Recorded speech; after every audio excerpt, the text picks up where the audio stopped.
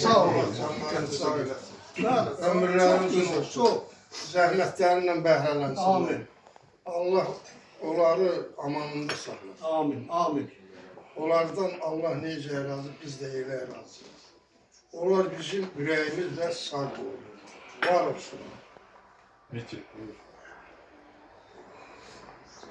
Hörmətli həmkarlar, burada oturanlar, hörmətli Rusiyada yaşayan bizim balalar.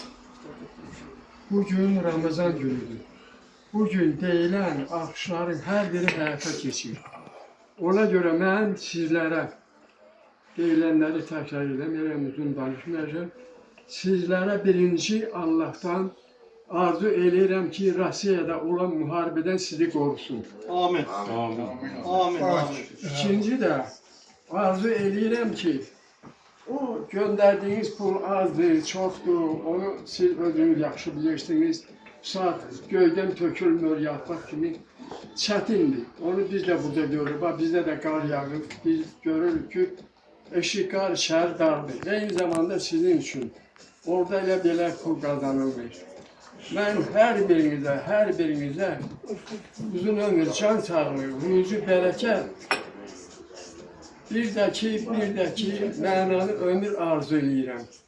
Arzu edirəm, Xudam sizi qorusun. Sağ olun, sağ olun. Qaldı bir yüngülvari bir şehirdəyəcəm. Bilirəm, deməsəm də Şükran müəllim dəyəcəkdir. Bir namə yazıram könül barından, mətləbin dostlara çatsa yaxşıdır. Həyatın, zamanın gözəl çağında, dərdlər qubarı atsa yaxşıdır. Gələk insanoğlu girək meydana, döyən çəkic olar, işlər zindana. Yaşadaq, yaradaq, mərdi mərdanə, namərdin çardağı yatsa yaxşıdır. Sey sözümü Nərimandan gizləmə, aqilsənsə hər gədanı izləmə, yaman kəsdən yaxşı kəlmə gözləmə.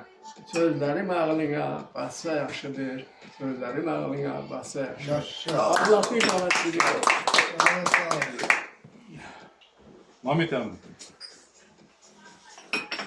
Mən nə deyəcəyəm, bayaqlar mübarək olsun. Allah'tan can sağlığını mən etdim, gördüm.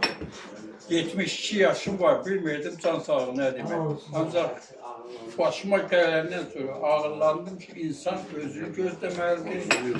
Oradakı qardaşlara, oradakı yaxın dostlarıma can sağlığı arzu edirəm. Arkadaşlar, can sağlığı birinci dərəcə. Beyler buyurun. Bir daha ufaqların üstüne olmasın, bayaqlar. Sizə də Allah şəfa versin. Bakıya getmişsiniz, operasiya olmuşdur. Allah qorusun. Yaxşıdır, şükür. Can sağ olun. Sakın ben. Yaxşıdır, şükür. Sənin xəstəliyin